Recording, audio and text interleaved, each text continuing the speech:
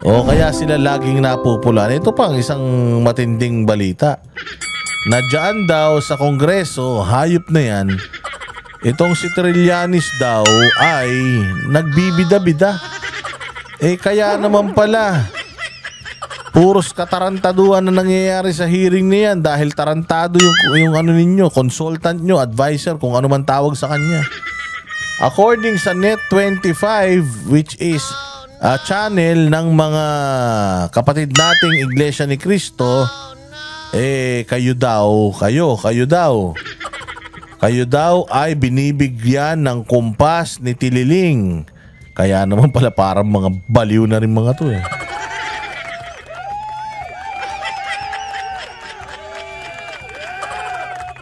Oy, congratulations sa Net25 at long last bumabanat na kayo sa gobyerno. Mabuti naman. At long last nag-commit na kayo. Salamat naman. Talaga naman ito yung inaantay natin dahil ako bilib talaga ako dito sa Iglesia ni Cristo. Alam natin na yung Iglesia ni Cristo ay makadiyos yan at hindi yan magto-tolerate ng mali. Kaya nga, ayan, nakikita ninyo, meron silang expose dito. Si Bongbong Marcos, naglambing na sa kanila, pumunta na sa kanilang simbahan. Bongbong, buti hindi ka nasunog. Buti hindi nasunog si Bongbong nung pumasok ng simbahan netong mga taga-INC. Samantalang, putya ito si Bongbong, hindi niya man lang masabi sa media na yung ginawa ng mga pulis na 16 days na pagkubkob sa isang simbahan, pati yung mismong simbahan kinurdunan at bawal galawin, bawal gumalaw, bawal pasukin. So, bastos sa simbahan ito, tapos bumisita sa Iglesia ni Cristo. Kaya, mga kapatid na Iglesia ni Cristo, napakahusay, napakabuti ninyo dahil marunong kayong tumanggap ng bisita kahit aso pa yan. Pero Bongbong Marcos, hindi mo na maloloko ang mga taga-INC, kupal ka. Alam na ng ICC na planon gawin ng Congress na i-drag ang INC dito sa mga hearings na to. At hindi kayo magtatagumpay. Dahil dyan, eto na.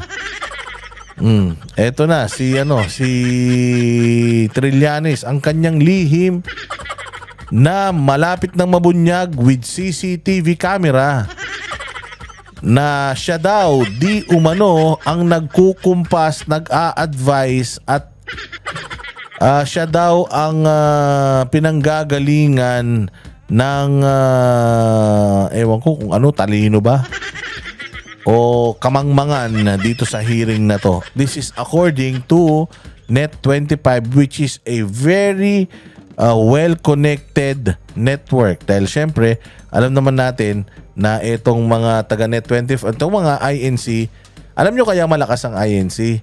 Dahil marami sa kanilang mga members ang nasa posisyon. Mga general, mga opisyal, mga nasa Kongreso, mga nasa Senado. Kaya malakas mga mayor, kaya malakas talaga itong mga ito at hindi sila kayang kantiin dahil marami talaga silang mga members na mga nasa matataas na posisyon at sektor ng gobyerno. Ang kaibahan naman with KOJC, mga normal na tao lang sila. Sila ay mga tagasunod ng simbahan at panunood. Pag sumusunod lang sila sa turo ng kanilang pastor, pero wala sa kanila na mga nasa politika, na nakatanim na sa gobyerno kasi nga 39 years pa lang sila. And siguro nakita ni Pastor Apollo Kibuloy na the reason why matatag ang ang gobyerno ay takot sa INC, it's because nga marami silang mga kasamahan na nakatanim na sa mga matataas na posisyon sa gobyerno. And itong KOJC wala. Kaya maganda na itong si Pastor Apollo Kibuloy ipanalo talaga natin sa Senado para makapagsimula na rin itong KOJC na magtanim ng mga tao sa gobyerno na alam nating makakatulong sa atin at hindi magpupolitika.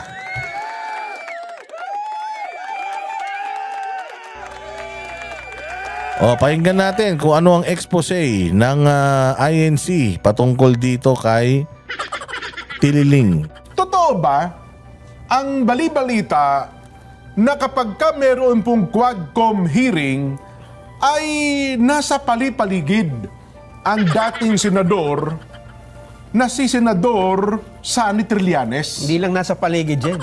Oh. Nasa mismong kwarto nung nung chairman ng mga komite. Uy, grabe. Nasa mismong kwarto ni Barbers. Anong ginagawa nila doon? Anong ginagawa nila doon? Ano sila? Sausage party?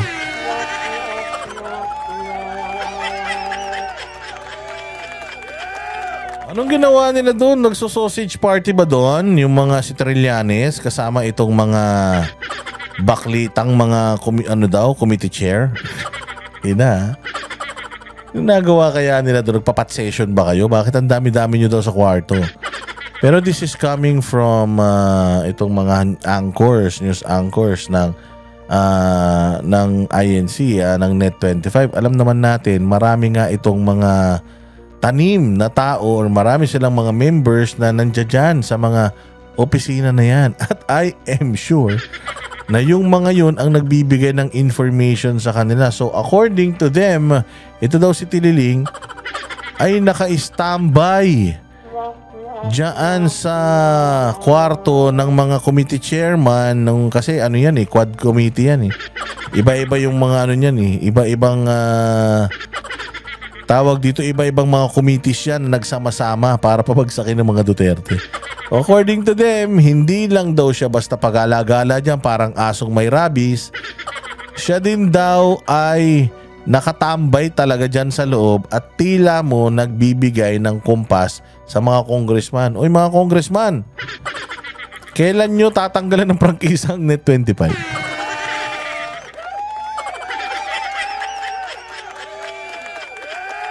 Kailan nyo tatanggalan ng prangkisa to? O sinasabi nila na ikaw daw, Barbers, Abante, Fernandez, kayo daw ay kinukumpasan ni Trillanes. Putya, dami-dami nyo naman pakikinggan yung wala pang napatunayan.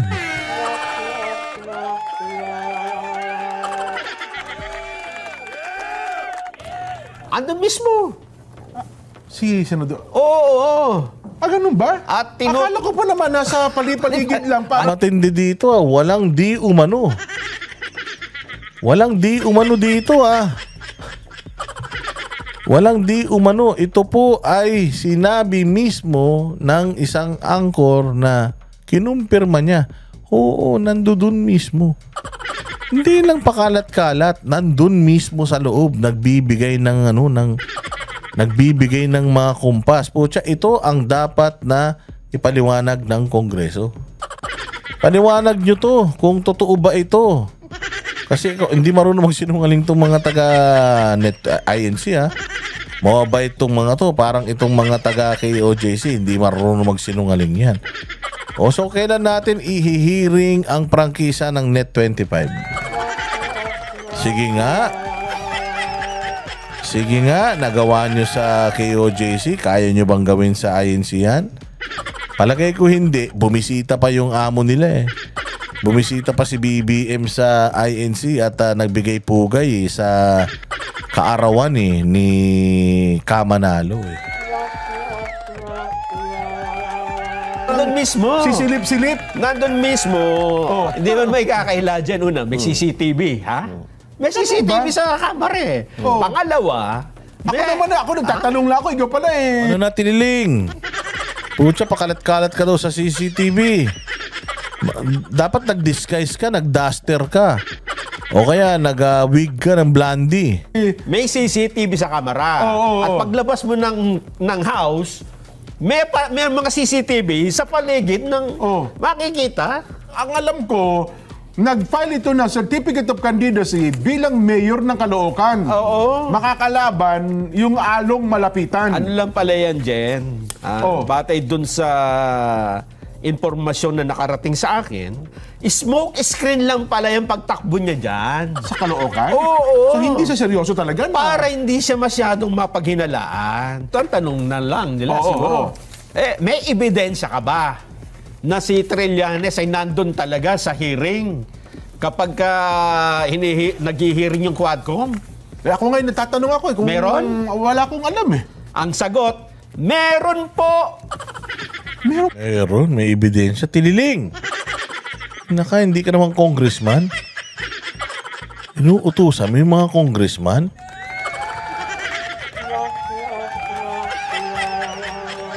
Quadcom, Barbers, Fernandez, Boydila. Ano to? Tayo na, ang dami-dami yung mga iskandalo na nag-unravel.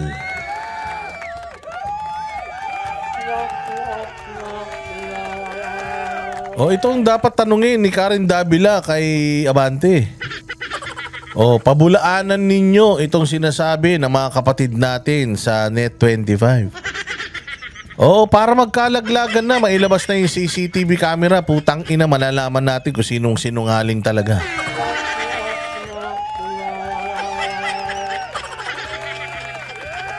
Kasi hinamon natin ng ICC na tuligsain yung mga mali sa pamahalaan. Ito na, ginagawa na ng ICC.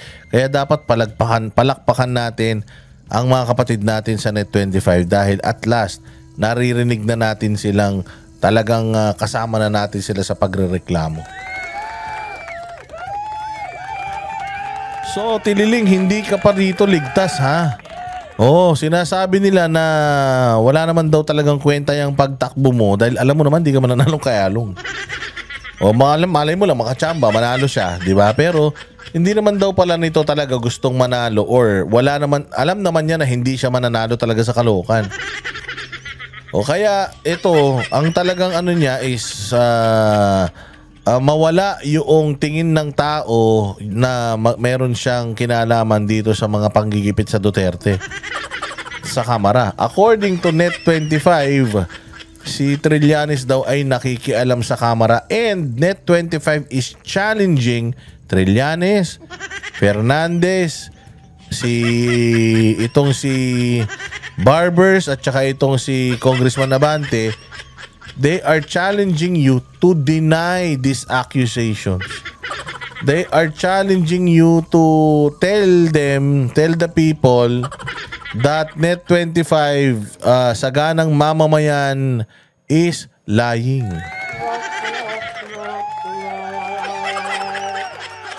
Pagka nagano kayo, sinungaling kayo dito, patay kayo. Huling-huli kayo lahat sa CCTV, putsang ina. Pare-parehas ng mga panty nyo kulay pink. Huli ka, Tililing. Sa sobrang daming galit sa'yo, putya yan. Pati ibang pati itong mga dating hindi naman tumitira sa gobyerno, ine-expose ka na. Kaya ito si Trillanes, wala na dapat to. Hindi na natin dapat to pinoproblema. Problemahin niya yung sarili niya kung gusto niya. Kumain siya ng pako, ng bubog, o kaya ng tae ng kapitbahay nila. Wag na natin to masyadong intindihin. Pero dito maganda, nabisto ang kamera dito na ito talagang kamera na to, itong hearing ng Quadcom na to, wala na to. Puros na to. Puros kapalpakan. One palpak after another, after another, after another.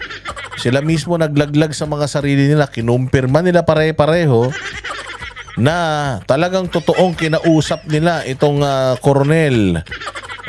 Hindi nga lang nila inamin na kinausap nila para magsinungaling, pero inamin nila na kinausap nila. So, yung testimonya nito ni Coronel ay approve na approve at talaga naman kinumpirma mismo. Kinumpirma mismo ng mga taga-kamera yung mismong tao na dahil sa sobrang epal nila, sa sobrang pagpapa-interview, hindi naniniwala doon sa kasabihang less talk, less mistake. Ayun. In-expose nila yung mga sarili nila. Magkaiba sila ni Dan Fernandez tsaka si Abante ng statement. Magkaiba sila ng sinasabi. Pero iisa ang tumbok nila. Kinausap talaga nila, umamin sila. At talagang may abogado doon na dalawa, umamin sila. So ibig sabihin, totoo yung sinasabi nung koronel na nagsalita dyan sa Senado. At take note mga bossing, Ito daw koronel na to ay kasalukuyan ng tinatrabaho. Kasalukuyan na daw itong mukhang tatanggalin na sa serbisyo. Kaya nga sabi ni Basti Duterte, kung halimbawa mangyari yun, isa daw siya sa mga tutulong para etong si koronel ay magpatuloy. Kumbaga, yung mga mawawala sa kanya, yung mga nawala sa kanya dahil sa kanyang pagmamahal sa bayan at pagsasabi ng totoo, pag-aambag-ambagan para naman may pabaon si sir.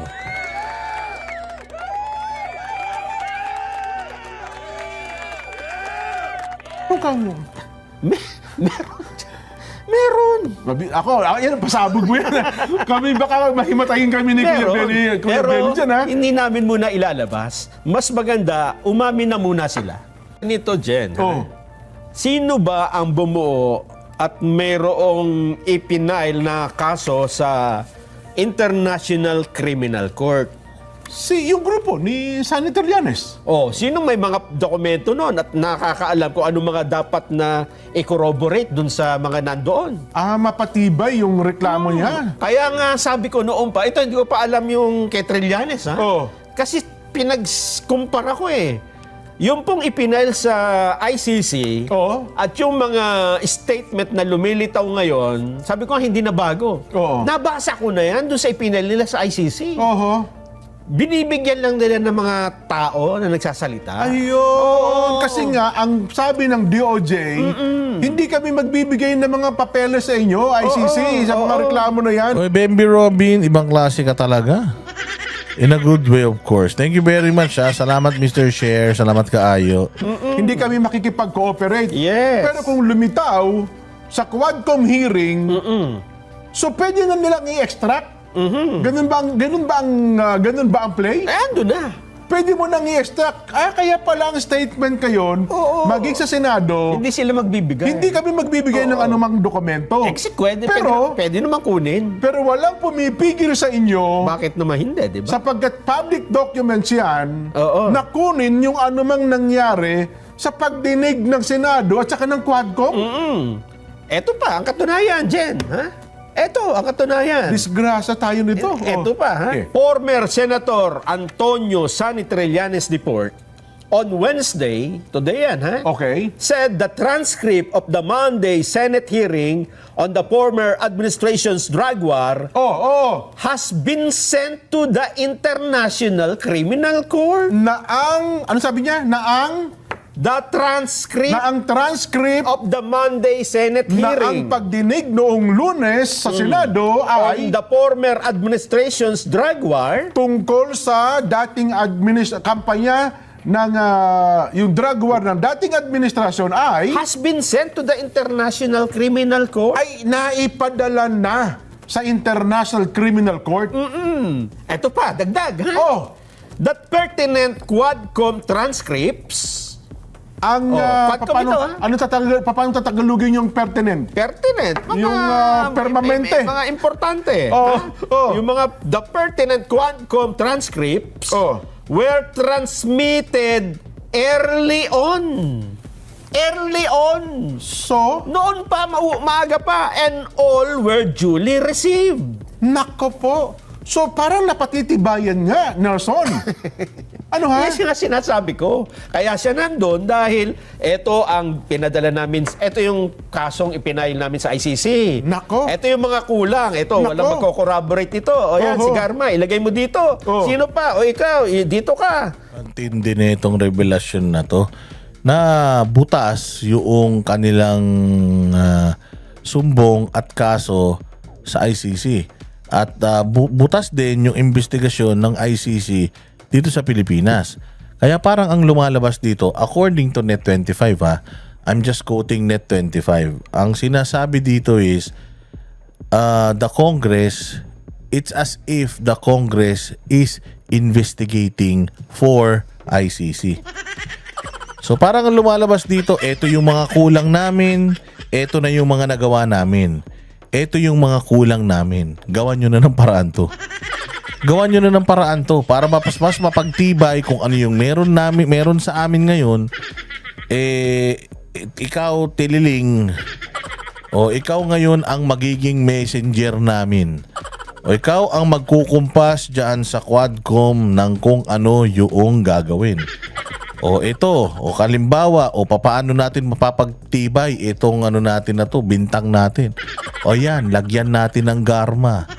O para sabihin na talagang monetized yung ano, yung war on drugs na gumamit ng pondo ng Pilipinas para dito sa ano na to. Kaya magiging siyang state sponsored. State sponsored dahil mantakin mo pag nakakapatay, bibigyan ng pabuya, bibigyan ng ano ng reward.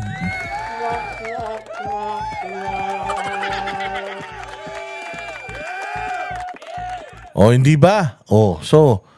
Meron dito nagtatanong, naniniwala pa ba kayo sa Net 25? Natural. Ikaw ba, Ricky Malato, kanino ka naniniwala? Naniniwala ka kay Trillanes? Tanginan yan. Mas magtiwala ka pa sa aso nyo kaysa kay Trillanes. Ano ka ba nagtitiwala, Ricky Malato? Natural, magtitiwala kami sa Net 25. Naniniwala ka kay Trillanes, sabay putang inabaliw ka. Kaya naman pala. Sige na. Anong dapat paniwalaan namin kay Trillanes? Anong dapat paniwalaan namin kay Trillanes na tumakbo siyang vice president, natalo? Tumakbo ng senador, natalo? Tapos ngayon matatalo ulit sa sa pagka-mayor. Anong tawag sa kanya? Di talunan.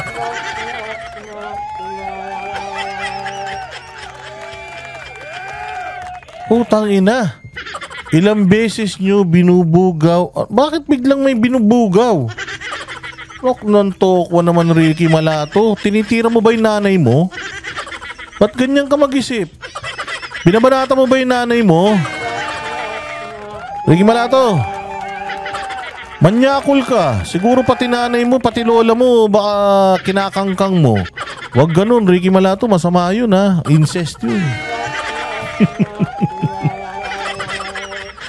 Oy, Ricky Malato, itigil mo na yan, ha. Oo, kasi baka mabuntis mo pa yung nanay mo, pati yung lola mo. Tigil mo yan, masama yan.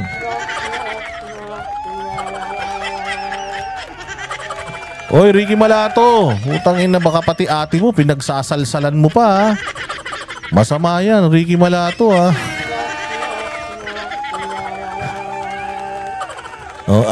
Utang ina, kala mo, ikaw lang ang bastos, ha. Mas bastos ako sa'yo. Nagpasupsup ka na ba sa tatay mo? Sabi ko nga sa inyo, pag bastos kayo, mas bastos kami. Mas bastos ako, putang ina. Ako pa may hawak ng mic, ikaw keyboard lang. Mongolid ang labas nun. Rico Malato, pagka yung nanay mo nabuntis mo, tas ibig sabihin nun, tatay ka ng kapatid mo. Tapos, yung kapatid, so pag nabuntis mo yung nanay mo, yung anak mo, kapatid mo. Tapos, yung nanay mo, yung anak niya, apo niya. Putang hirap. Tayo na pinahirapan mo bayan, kaya dapat maubos na ang mga lahi nyo talaga, Rico Malato. Takin mo yung anak mo, kapatid mo, tapos yung anak ng nanay mo, apo niya. Ang inaanak niya na, apo niya pa. Ang gulo-gulo nyo. Nawala na tuloy. Ay, ang mga bastos ang puta. Kala mo sila lang marunong mambastos, eh. Oy, hindi na ako nililimited ni YouTube. Pwede ko kayong babuyin araw-araw. Matindi dun. Pag yung lola niya, nabuntis niya. Pucha, yung anak niya sa lola niya, pucha, pinsan niya. Ang gulo-gulo niyo. Yan to si Rico Malato. Walang kwentang pucha, kala mo na. Dito, ang mga troll dito, ginagawa namin sisig. Puta, nagtanda si tanga. Tangina, ba't ko ba pumunta-punta pa ako dito kay Boss Dada? Magtawag ka pa ng kasama mo, bilisan mo, Rico Malato. Tawagin mo yung nanay mo. Yung chismosa mong nanay na walang silbi sa buhay. At saka yung tatay mong Napakalaki ng pagkakamali dahil pinutok ka na lang sa kumot.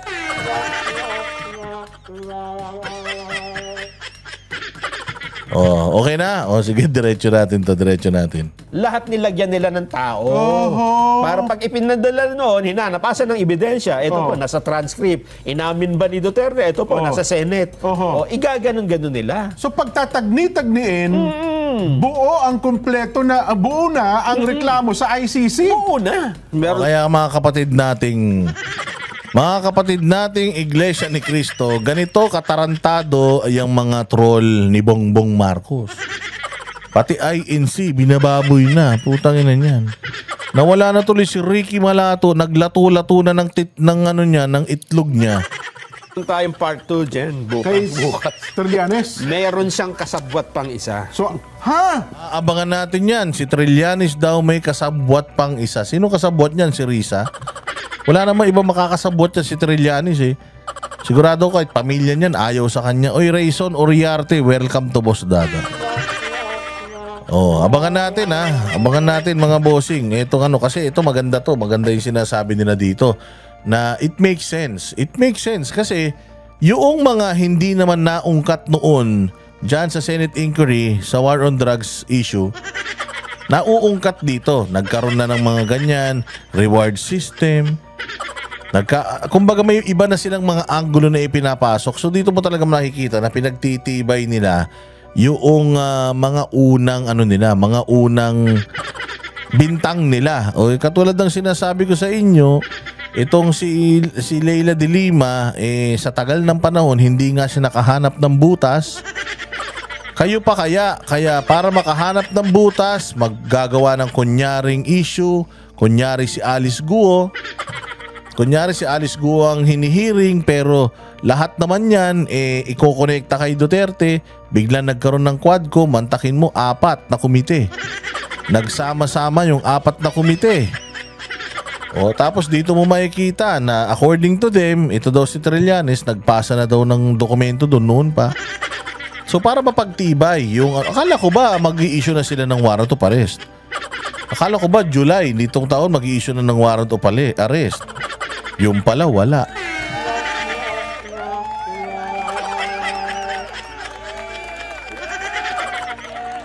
So napakaganda nito. Aabangan natin yung pasabog nitong saganang ano bang pangalan nitong na to?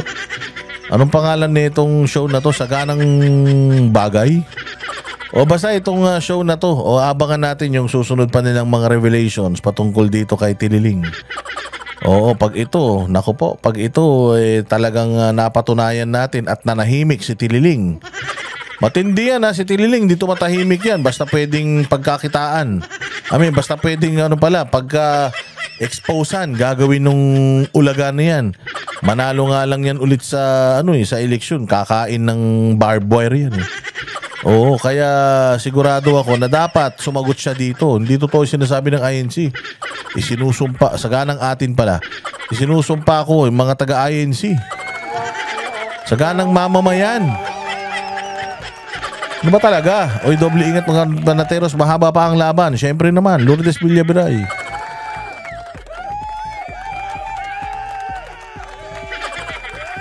So ganun yan ganun yan. So abangan natin yan. Abangan natin yung mga yan kasi kailangan to i-deny ni, di ba mabilis mag-deny yun? Si Dan Fernandez. Si Barbers. Si Barbers di masyado Pero si Abante, ang bilis mag-deny ng mga tolonggis na yan. O ngayon, i-deny nyo tong sinasabi ng Net25. Sabihin nyo na hindi kayo anong tawag dyan yung ini-impluensyahan. Sumagot kayo, i-deny ninyo na walang impluensya si Trillanes dyan. I-deny ninyo na si Trillanes ay palakaw-lakaw dyan. Pakalat-kalat dyan sa Kongreso habang naghihiring kayo.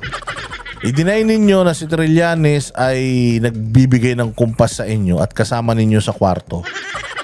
Dahil kung hindi nyo kayang i-deny yan, ibig sabihin, itong sinasabi ng Net25, totoo. Ano ba talaga? Saganang amin, saganang mamamayan, saganang bayan, basta may sagana. Nakuha ko naman yung sagana eh. Kaya ayan. Isa na naman pong troll ang inilibing natin ng buhay sa ating channel.